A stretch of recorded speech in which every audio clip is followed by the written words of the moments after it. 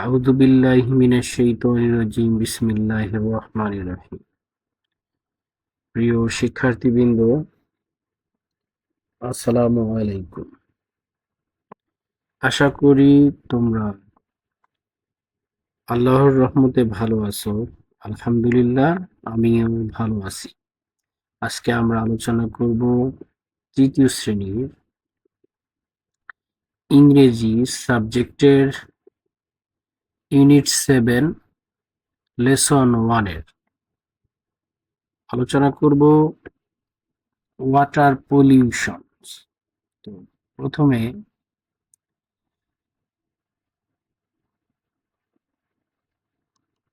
প্রথমে আমি এটার pronunciation করব, so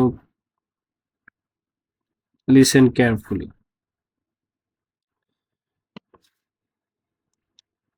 Shihab and Khanis are walking to school along the river. তাহলে শিহাব and কানিজ, শিহাব এবং কানিজ, তার মানে শিহাব একটা ছেলে নাম আর কানিজ হচ্ছে একটি মেয়ে নাম। তাহলে and মানে হচ্ছে ও অথবা এবং। তাহলে শিহাব এবং কানিজ, আর মানে হচ্ছে আর, আর এরপর হচ্ছে দেখো ওয়াকিং, ওয়াক, ওয়াক হচ্ছে মূল ভার, তার সাথে আইএনজি যোগ হয়েছে, তার মানে এটা হচ্ছে কন্টিনিউয়াস হয়েছে। এখন যেহেতু আর, আর থাকলে অ্যামিজ, আর থাকলে হচ্ছে প্রেজেন্ট কন্টিনিউয়াস টেন্স, সুতরাং এখানে এটা হচ্ছে প্রেজেন্ট কন্টিনিউয়াস টেন্স। তো আর ওয়াকিং মানে হাঁটতেছে, তাহলে Shihab and Kaniz are walking, Shihab এবং কানিজ হাঁটতেছে টু কোনো কিছুর দিকে, কোথায়? স্কুল, বিদ্যালয়। তাহলে বিদ্যালয়ের দিকে হাঁটতেছে, তার মানে এখানে আর একটা অর্থ আসবে, সেটা হচ্ছে বিদ্যালয়ের দিকে হাঁটছে মানে কি বিদ্যালয়ের দিকে যাচ্ছে। তুমি যদি বিদ্যালয়ের দিকে হাঁটো, কেউ তোমাকে দেখলে বলবে কি সে বিদ্যালয়ে যাচ্ছে, তার মানে হাঁটাটাই হচ্ছে যাও। এখানে হাঁটাটাই যাওয়া অর্থে ব্যবহার হচ্ছে। So Shihab and Kaniz are walking, Shihab এবং কানিজ বিদ্যালয়ে যাচ্ছে। অ্যালং মানে হচ্ছে বরাবর, অ্যালং দ্য রিভার মানে নদী বরাবর, কোনো কিছুর পাশ দিয়ে যাওয়া, সেক্ষেত্রে আমরা কি ব্যবহার করি? অ্যালং। অ্যালং হচ্ছে একটা প্রাপোজিশন, হ্যাঁ। তাহলে নদী বরাবর, তার মানে নদীর পাশ দিয়ে যাওয়া। অনেকে বলে তুমি রাস্তা বরাবর যাবা, তার মানে কি রাস্তা পাশ দিয়ে তোমাকে যেতে হবে। এই কারণে হচ্ছে অ্যালং ব্যবহার করা হয়েছে এখানে, নদীর পাশ দিয়ে, কিন্তু নদী বরাবরে যাবে। Shihab and Kaniz are walking to school along the river. তাহলে অর্থটা কি দাঁড়ায়? যেহেতু এখানে প্রাপোজিশন আছে, সুতরাং আমরা যে বাংলা অর্থ বলবো, সেক্ষেত্রে যদি দেখা যায় শেষে প্রাপোজিশন থাকে, এটা কিন্তু একটা প্রাপোজিশন, এটা একটা প্রাপোজিশন, তাহলে দুইটা প্রাপোজিশন থাকলে আমরা শেষের প্রাপোজিশনের দিকে যাব। প্রথমে আমরা সাবজেক্ট উচ্চারণ করব, যেমন শিহাব অ্যান্ড কানিজ, শিহাব এবং কানিজ নদী, নদীর পাশ দিয়ে বিদ্যালয়ে যাচ্ছে, শেষে আমরা ভার্বে উচ্চারণ করব। ঠিক আছে, তাহলে দেখো সুন্দর অর্থ আসতেছে, শিহাব এবং কানিজ, এখানে কি নদী, তারপরে আমরা প্রাপোজিশনের অর্থ বলবো, নদীর পাশ দিয়ে, অর্থাৎ নদীর পাশ দিয়ে বিদ্যালয়ে, শেষে ভার্বের উচ্চারণ হচ্ছে যাচ্ছে। তাহলে শিহাব এবং কানিজ নদীর পাশ দিয়ে বিদ্যালয়ে যাচ্ছে। অ্যাট ওয়ান, এরপর হচ্ছে অ্যাট ওয়ান প্লেস। অ্যাট কোনো একটা ছোট্ট একটা জায়গার আগে সাধারণত অ্যাট বসে। ওয়ান মানে হচ্ছে এক, প্লেস মানে জায়গা, এক জায়গায়। অর্থাৎ এটা কোনটা জায়গায় এটা নির্ধারিত নয়, এই জন্য আমরা বলবো কোনো একটা জায়গায়। অর্থাৎ স্কুল যাওয়ার পথে কোনো একটা জায়গায়। এট ওয়ান প্লেস, উচ্চারণটা ভালো করে শোনো। এট ওয়ান প্লেস, কোনো একটি জায়গায়। They stop to see something. তাহলে দে মানে হচ্ছে তারা, স্টপ মানে থামে, টু দি, টু এখানে দিকে বোঝাচ্ছে না, এখানে তে অর্থ আসতেছে। হুম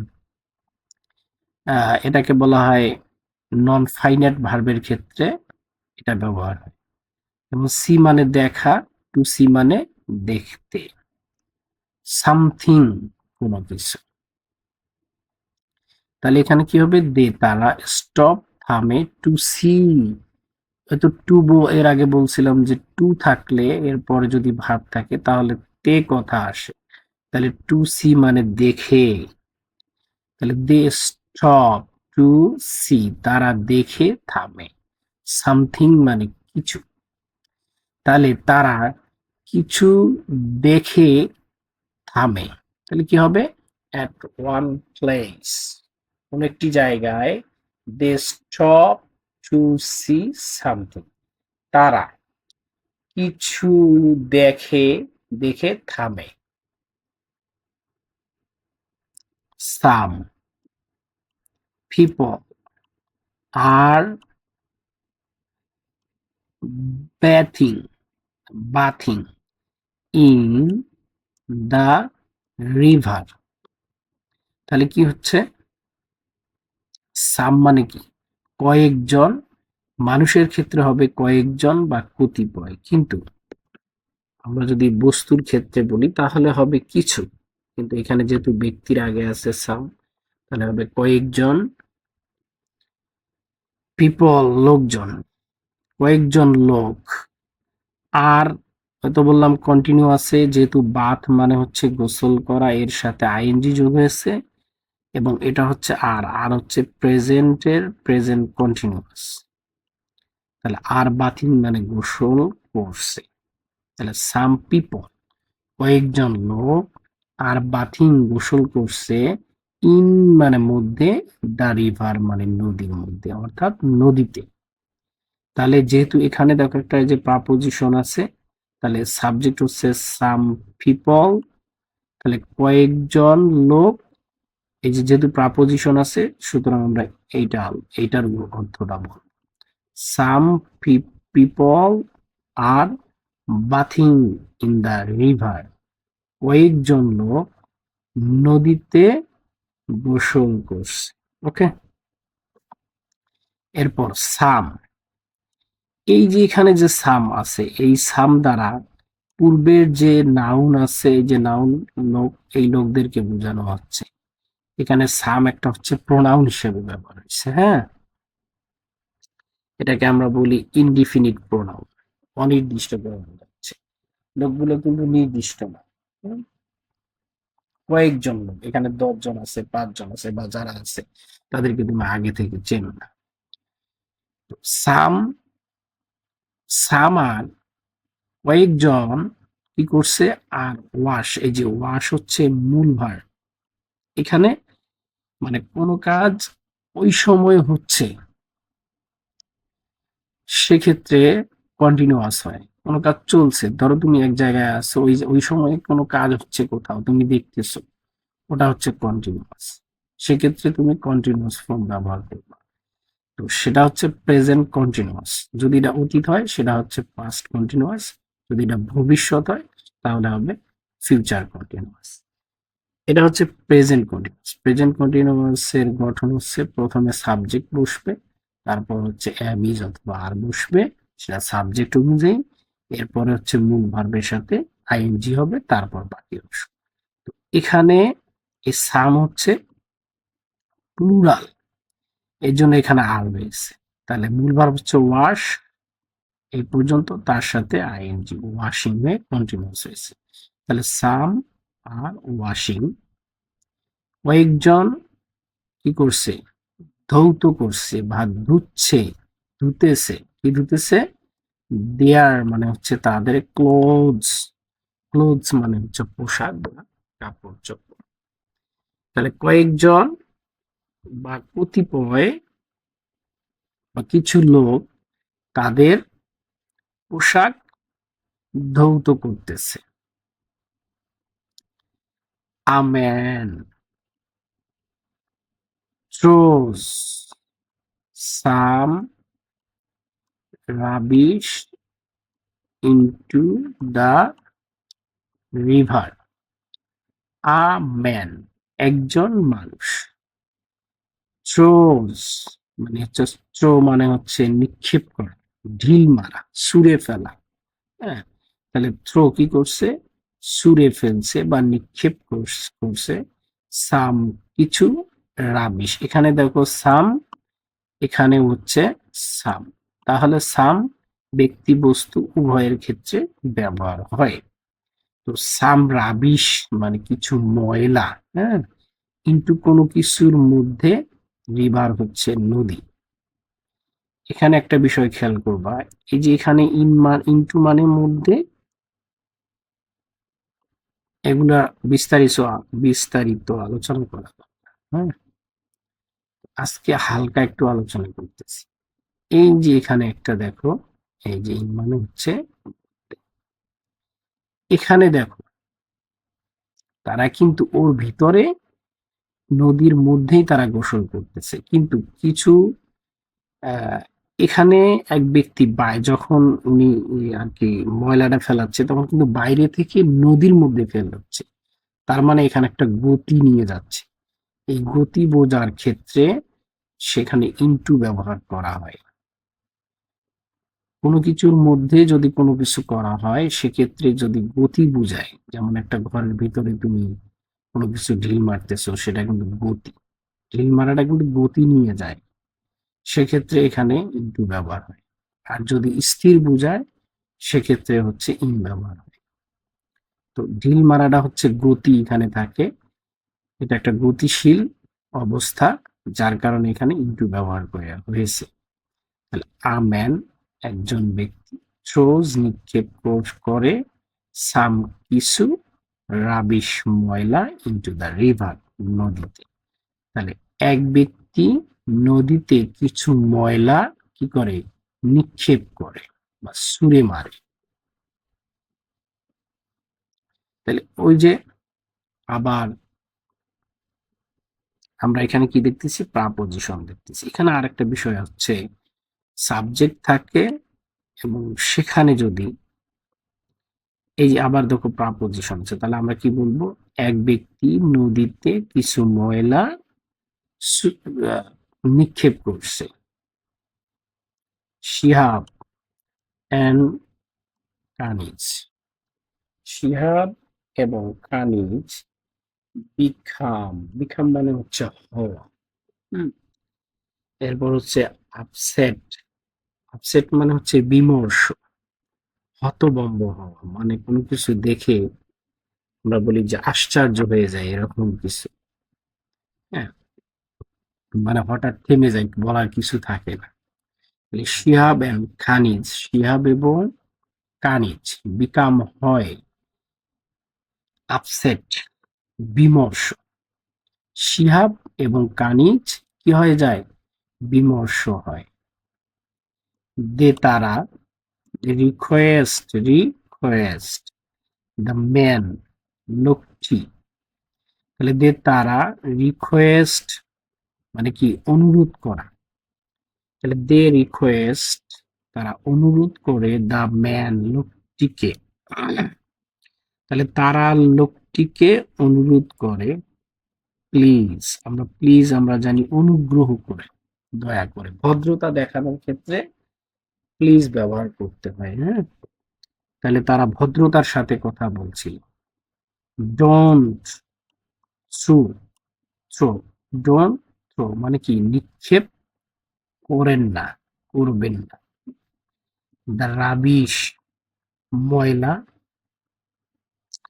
ইনটু দ্য রিভার, এই যে ইনটু ব্যবহার হয়েছে, গতিশীল অবস্থা বোঝাচ্ছে। হ্যাঁ, তাহলে তারা কি বলছে, দে রিকোয়েস্ট দ্য ম্যান, তারা লোকটিকে অনুরোধ করে, please don't throw the rubbish into the river, দয়া করে নদীতে ময়লা ফেলবেন না বা ছুঁড়ে মারবেন না। এরপর হচ্ছে ইট, এটা কি করে, পলিউটস, পলিউটস দ্য ওয়াটার। তাহলে কি করে, ইট পলিউটস দ্য ওয়াটার, এটা কি করে, পানিগুলোকে কি করে, দূষিত করে। এই পলিউটস মানে হচ্ছে দূষিত করা। তাহলে কি করে, এটা পানিগুলোকে দূষিত করে।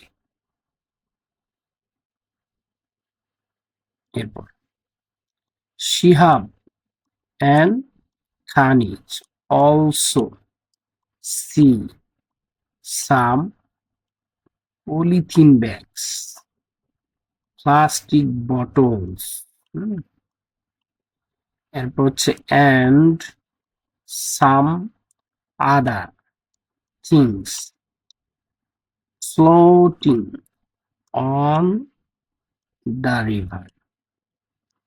কি বলছে, শিহাব অ্যান্ড কানিজ, শিহাব এবং কানিজ, অলসো মানে এছাড়া, আরো, সি মানে দেখে, সাব মানে হচ্ছে কিছু, পলিথিন ব্যাগস মানে তো আমরা জানি পলিথিনের থলে, প্লাস্টিক বোতলস মানে হলো প্লাস্টিকের বোতল, অ্যান্ড এবং সাম এবং কিছু, আদার থিংস অন্যান্য জিনিস, ফ্লোটিং, ফ্লোটিং মানে হচ্ছে ভাসমান অবস্থায় থাকা। হ্যাঁ, অন অন দ্য রিভার মানে নদীর উপরে, এই যে নদীর উপরে অন ব্যবহার করা হয়েছে, নদীর মধ্যে না, এখানে ভাসমান যে জিনিসগুলো এগুলো নদীর উপরে আছে।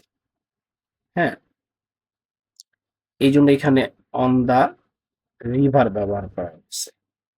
সো তাহলে শিহাব এবং কানিজ, অলসোর অর্থ আমরা পরে বলবো। এই যে এখানে যে নাউন গুলো আছে এই নাউন গুলো বলা হবে। তাহলে সাম পলিথিন ব্যাগ, তাহলে এরা কি দেখে, পলিথিন ব্যাগ দেখে, তারপর হচ্ছে প্লাস্টিক বোতল, প্লাস্টিকের বোতল দেখে, এবং সাম আদার থিংস এবং অন্যান্য জিনিসও দেখে।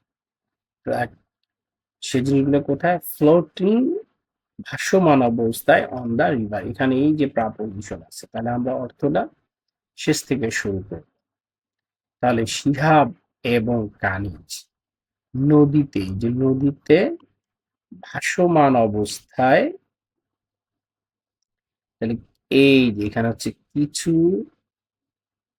পলিথিনের ব্যাগ, প্লাস্টিকের বোতল এবং কিছু অন্যান্য জিনিসও দেখে, যে ও শেষে বলবো। তাহলে আবার বলছি, শিহাব যেহেতু এখানে প্রাপোজিশন আছে, যখন প্রাপোজিশন, এই জন্য আমরা অর্থটা কি শেষ থেকে বলবো। প্রথমে সাবজেক্ট উচ্চারণ করব, তারপরে শেষ থেকে আমরা বলবো। হ্যাঁ, তাহলে শিহাব এবং কানিজ নদীতে ভাসমান অবস্থায় কিছু পলিথিন ব্যাগ, প্লাস্টিকের বোতল এবং কিছু অন্যান্য জিনিস এই যে ও দেখে। তাহলে শিহাব এবং কানিজ নদীতে ভাসমান অবস্থায় কিছু পলিথিনের ব্যাগ, প্লাস্টিকের বোতল এবং কিছু অন্যান্য জিনিসও দেখে বা দেখতে পায়। হুম, সি শেষে, এই যে সি ভার্বের অর্থ শেষে বলতে হবে। দে তারা, স্টার্ট টকিং অ্যাবাউট ইট, তাহলে কি, দে স্টার্ট, স্টার্ট মানে, দে মানে হচ্ছে তারা, স্টার্ট মানে হচ্ছে শুরু করা, টকিং, টক মানে কথা বলা, এর সাথে আইএনজি হয়েছে। এই টক একটা ভার্ব এবং স্টার্ট একটা ভার্ব, দুইটা ভার্ব যদি কাছাকাছি থাকে তাহলে একটা ভার্বের সাথে কি হয়, আইএনজি হয়। আইএনজি হয়ে এটা নন ফাইনাইট ভার্বে পরিণত। অ্যাবাউট মানে সম্পর্কে বা বিষয়, ইট মানে এটা। তাহলে এই যে অ্যাবাউটটা হচ্ছে প্রাপোজিশন, আবারও প্রাপোজিশন আসছে, তাহলে আমরা সাবজেক্ট উচ্চারণ করবো, তারপরে শেষ থেকে তারপরে হচ্ছে অ্যাবাউট এর পর থেকে উচ্চারণ করবো। হুম, তাহলে সাবজেক্ট হচ্ছে যে তারা এটা সম্পর্কে কথা বলা শুরু করে। হুম, তো প্রিয় শিক্ষার্থীবৃন্দ, আজ এ পর্যন্ত। আগামী ক্লাসে পরের অংশটুকু আলোচনা করা হবে ইনশাআল্লাহ। সেই পর্যন্ত ভালো থাকবে, সুস্থ থাকবে। আসসালামু আলাইকুম ওয়া রাহমাতুল্লাহি ওয়া বারাকাতুহু।